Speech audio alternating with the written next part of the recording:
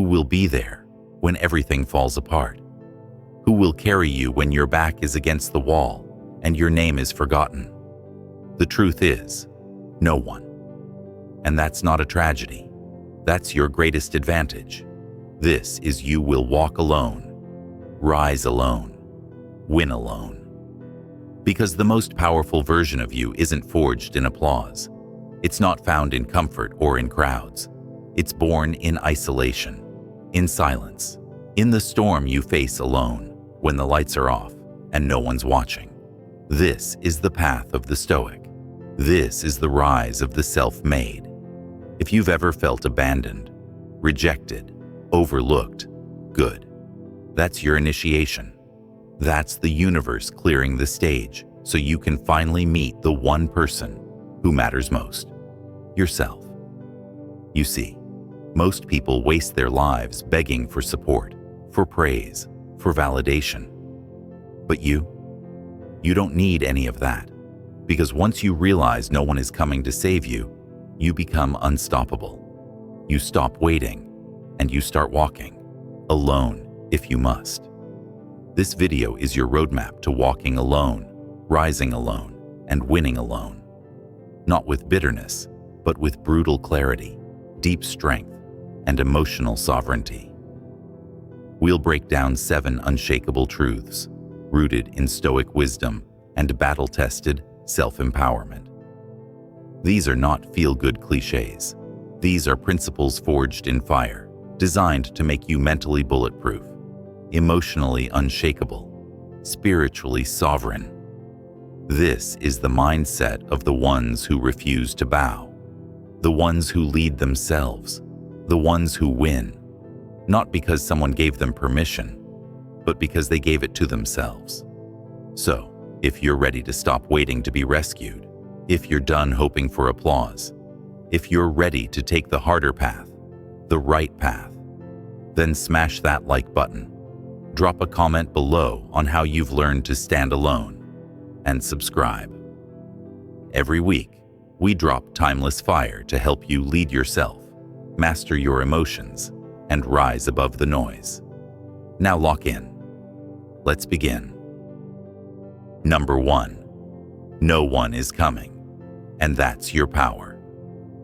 Marcus Aurelius said, "Look well into yourself.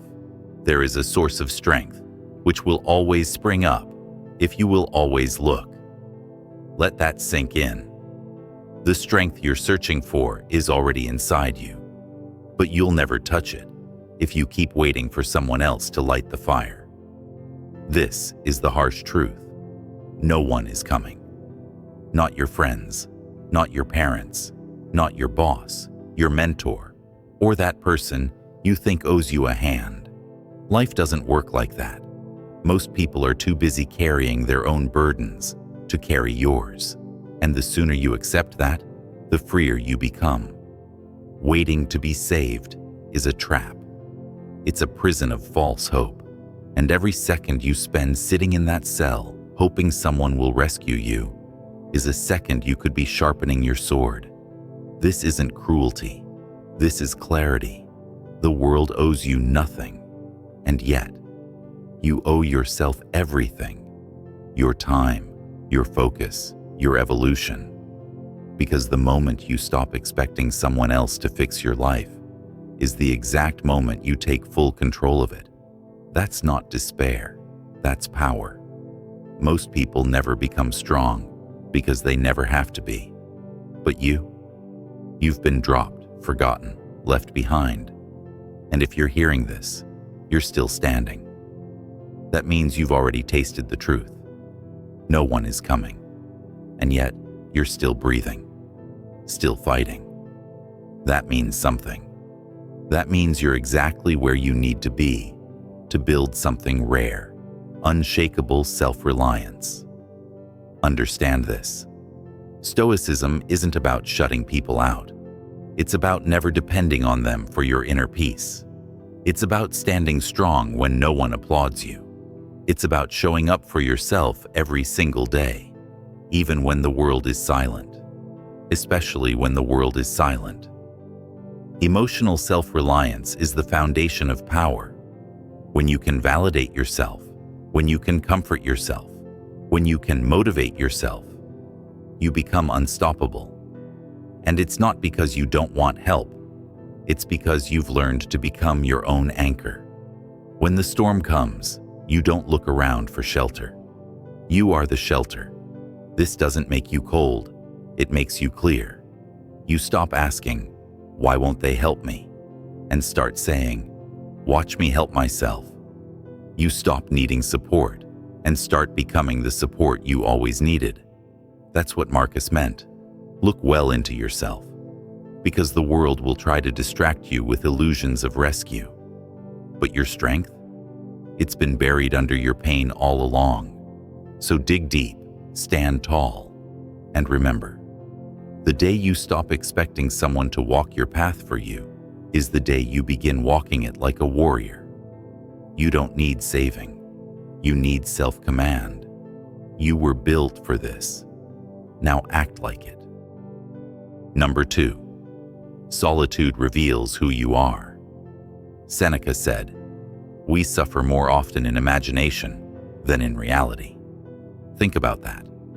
Most of your pain isn't happening now. It's projected. It's imagined.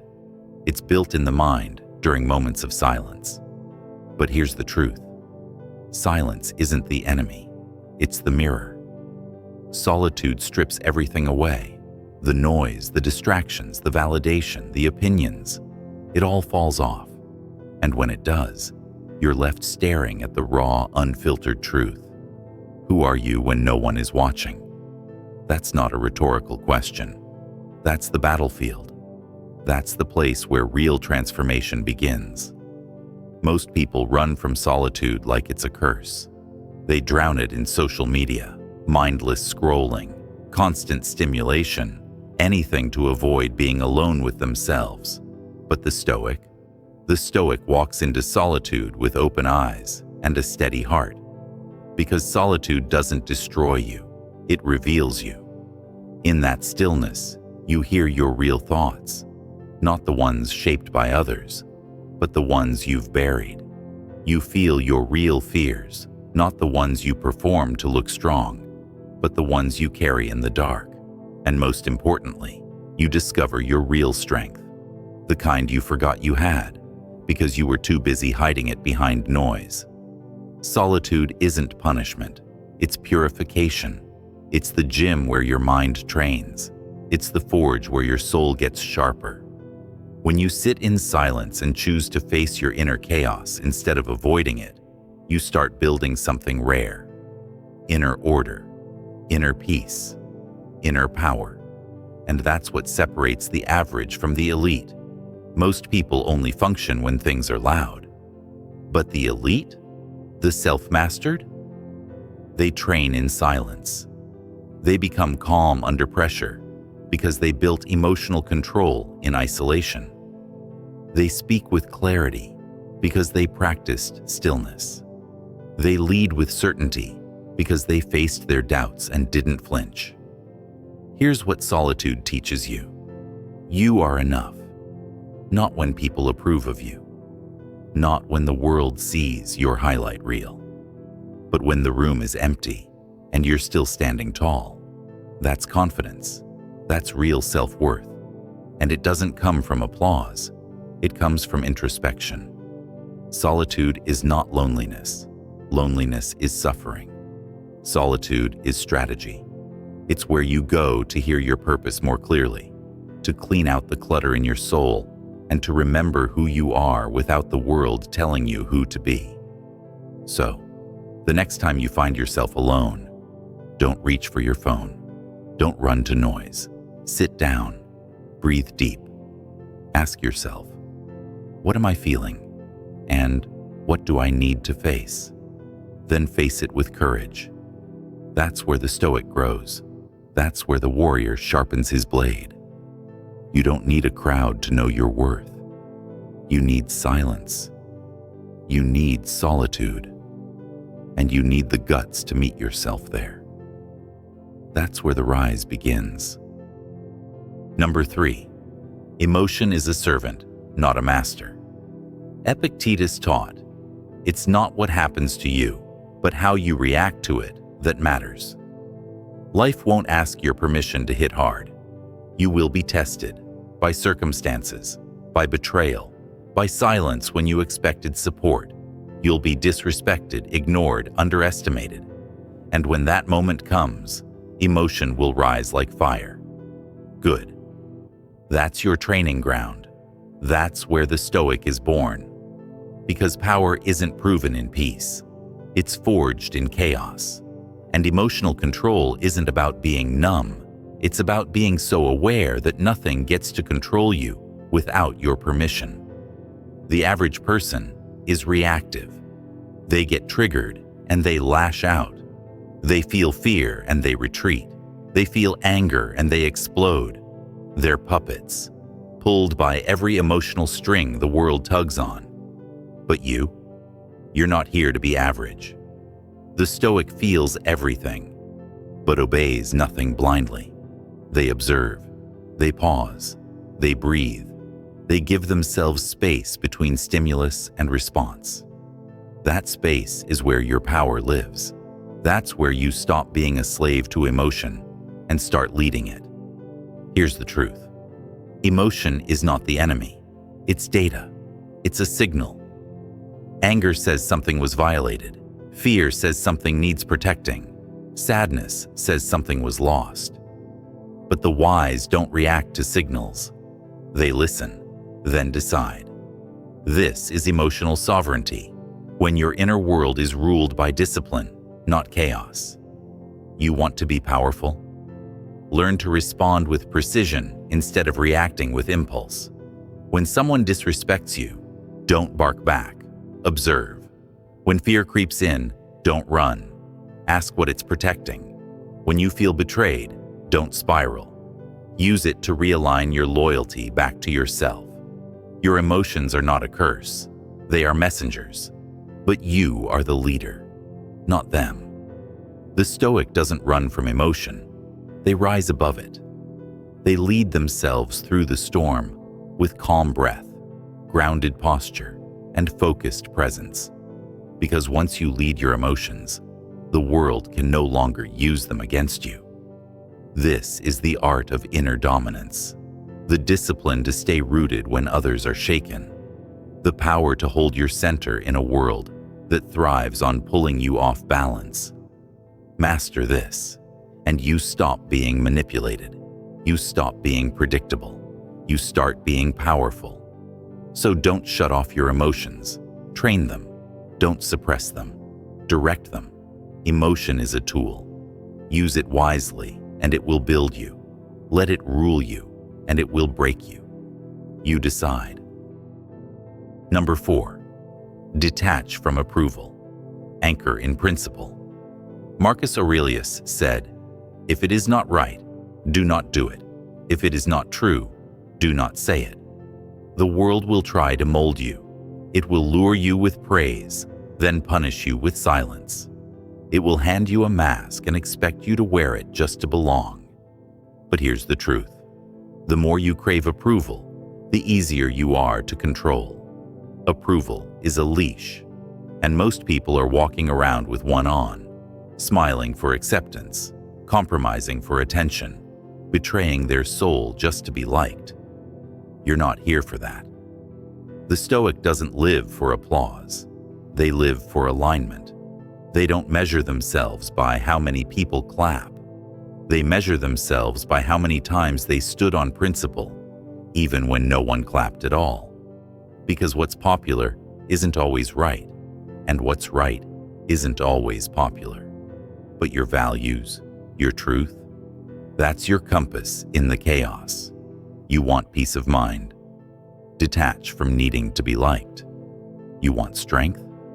Stand alone in your truth, even if it costs you attention. Because when you know what you stand for, the world can't buy you. It can't shake you.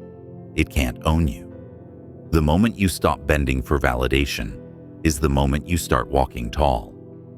That's when you become rare. And what's rare is valuable, not because everyone wants it, but because it doesn't need everyone to. It doesn't matter if they understand you. It doesn't matter if they applaud your decisions. What matters is that you're living in integrity, that you're speaking with clarity, that you're not betraying yourself just to fit in.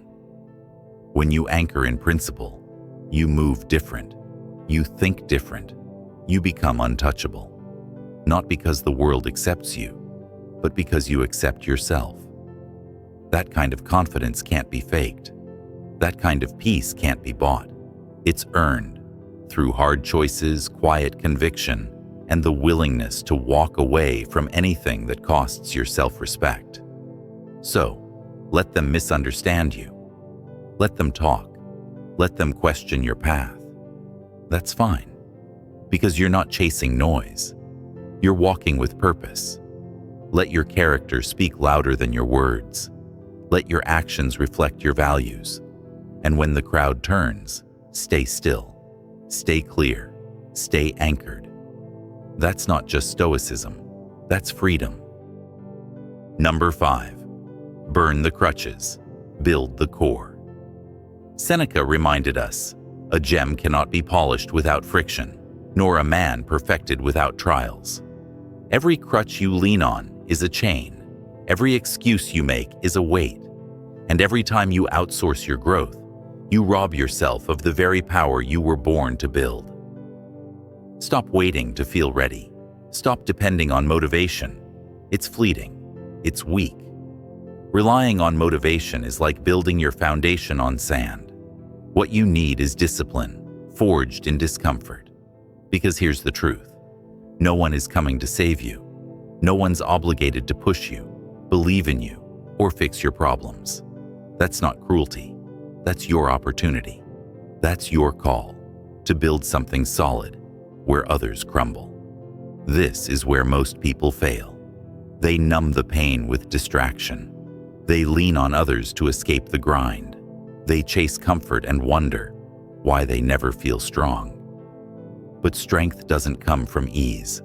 It comes from friction, from choosing the hard road with your eyes wide open. Burn the crutches, all of them. The endless scrolling, the mindless entertainment, the dependency on external praise or perfect conditions. None of that builds you. All of it delays you. What builds you is this: doing the work when no one claps, showing up when it's hard, taking full responsibility for your life, even when it hurts, even when it's unfair. You want a sharper mind? Start with silence. 5 minutes a day. Just you and your thoughts. No phone, no music, no dopamine. Sit in the discomfort. Observe the chaos in your mind. Then begin to tame it. Day by day. You want better habits? Own them. Set one non-negotiable task a day and do it with military consistency. You're not doing it for results. You're doing it to build your core. Cut what weakens you. Friends who drain you. Habits that dull you. Thoughts that sabotage you. Be ruthless, because every weakness you tolerate becomes a hole in your foundation. Sharpen what strengthens you. Read things that stretch you. Move your body like it's sacred. Breathe like it matters. Speak to yourself like you're someone worth leading, because you are. And remember, it's supposed to be hard. That's the point. Resistance is the very thing that strengthens muscle, physical and mental. You don't grow in the comfort. You grow in the fight. You grow when you burn the crutches and choose to walk on your own legs. This isn't about ego. It's about ownership. It's about building a life so solid, no storm can shake it. And that kind of strength, no one can give it to you. You have to earn it in solitude, in discipline, in friction. So burn the crutches, stand up, and rise with nothing but your core. Because once you stop leaning, you start leading. Number 6, turn pain into power. Epictetus said, "Difficulties show men what they are. Pain is not your enemy. It's your mirror. It reveals you, tests you, refines you. You will be cut by life, Betrayed, abandoned, doubted, misunderstood. Good. That's the pressure that turns raw stone into precision. That's the storm that carves clarity out of chaos. The average person sees pain as punishment. The Stoic sees it as preparation. Every setback is a signal. Every loss is a lesson. Every heartbreak is a hammer, shaping your will, your character, your edge. And the only question that matters is this: will you use the pain, or will you let it use you? Most people collapse under pressure. They avoid it, complain about it, let it define them. But you're different. You've chosen the harder road, the path where pain is not an excuse, but fuel. You turn adversity into ammunition. You transform wounds into weapons. Stop asking, why me? Start asking, what is this trying to teach me? What part of me is this sculpting? What weakness is this burning away? When betrayal hits, don't crumble. Sharpen your boundaries. When disappointment comes, don't numb it. Let it focus you. When failure visits, don't retreat. Get up, get clear, get fierce. Turn heartbreak into hunger. Let it drive you to rebuild stronger. Turn rejection into redirection. Let it push you toward purpose. Turn pain into power, not by avoiding it, but by absorbing it, learning from it, and rising through it. Pain is the price of transformation, and transformation is the mark of mastery. You want wisdom. It's in your wounds. You want strength. It's in the struggles you survive. You want clarity. It's born in the fire, not the comfort. Scars aren't signs of weakness. They're proof that you fought and didn't fold. They tell the world, I've been through the storm, and I'm still standing. So, write your story in fire. Etch it with grit. Build it with blood, sweat, and silence. Make your pain mean something, because in the end, pain is inevitable. But power? That's a choice. And you're done running. You're done hiding. You're done asking for life to go easy on you. Now, you're using every cut as a carving tool, every tear as fuel, every dark moment as proof that you were built for more. Let the world throw its worst. You're not here to be safe. You're here to rise. Number 7, memento mori. Live like time is running out.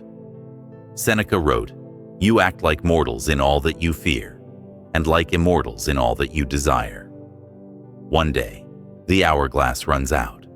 The curtain drops. The breath you're taking right now could be one of your last. That's not meant to scare you. That's meant to wake you up. Because when you realize your time is limited, you stop wasting it. You stop waiting for someday. You stop chasing distractions, tolerating drama, and living like you have forever. Memento mori. Remember, you will die. And in that remembrance, you find your edge. You find your urgency. You find your life. Most people live like they're immortal. They procrastinate on their dreams, delay the apology, postpone the change. But time doesn't wait. Every second is a withdrawal from your account, and you don't know the balance. So live like it matters. Speak what you need to say. Cut what drains you. Chase what lights your fire. Stop lying to yourself that you'll start tomorrow. Start now. When you walk through life with death on your shoulder, you stop playing small. You stop living for approval. You stop trading meaning for comfort, because you understand this ends, all of it. And that clarity is freedom. It frees you to walk alone, because you realize time is too short to beg for company. It frees you to speak your truth, because silence costs too much. It frees you to take the leap, risk the fall, and build the life you actually want, not the one you're told to want. Memento mori doesn't mean despair. It means urgency. It means presence. It means depth. So what are you doing with your hours, your energy, your attention? Are you pouring it into something that will outlast you? Or are you wasting it on things that won't matter in a year? You don't get to choose how long you live, but you do get to choose how deeply. That's where Stoicism lives, in that space between fear and freedom, in that fire between temporary and eternal. It's the reminder that time is your most precious currency, and you are spending it right now, whether you realize it or not.